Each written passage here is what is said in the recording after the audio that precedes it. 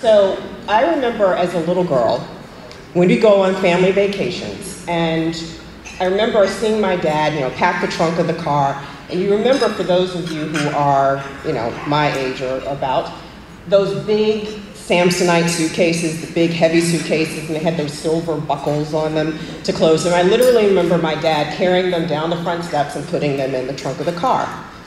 And then, fast forward a few years, I'm in college, and I also remember you used to take those same big heavy suitcases and strap them on those silver things that have the wheels with those big rubber band kind of bungee rope looking things, and that way you could wheel them through the airport.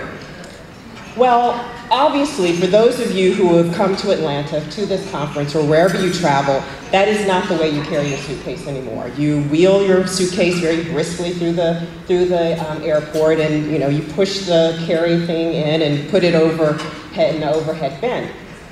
How did we get there? What was that eureka moment?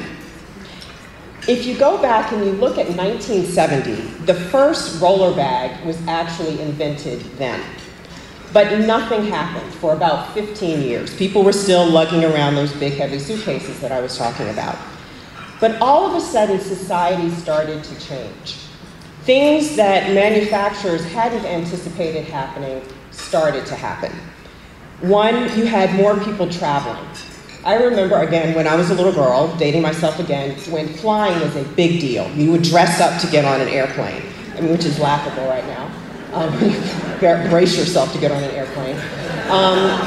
Airports now are so much larger than they used to be, having just gone through Hartsfield this morning. Women going into the workforce and traveling as business travelers also started to change. So carrying that big heavy suitcase, as strong as you may be, wasn't necessarily an option. And another thing that manufacturers didn't count on started to happen. They didn't think that manly men, would want to roll their suitcases through the airport, but they did. So, in other words, we had all of these cultural factors that started to change, and that change created a market for the roller bag. So why am I telling you about roller bags when we're talking about opportunity, youth, and collective impact? And it's because I think that for the same reasons, we have now found a market-making moment for this issue.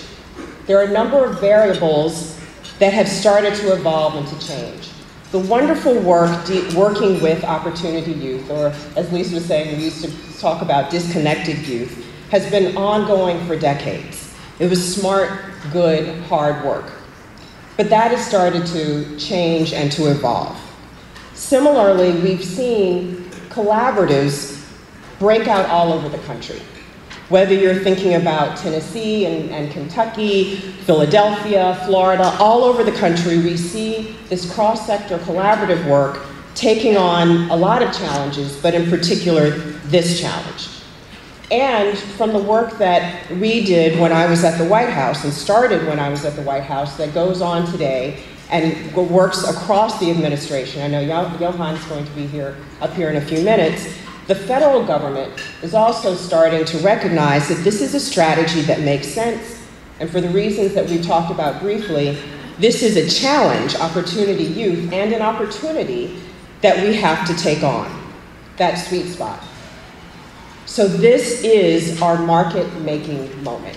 All of a sudden, all those pieces have started to come together in a way that's going to let us leverage what we know and take on this challenge, I think, in an even smarter way.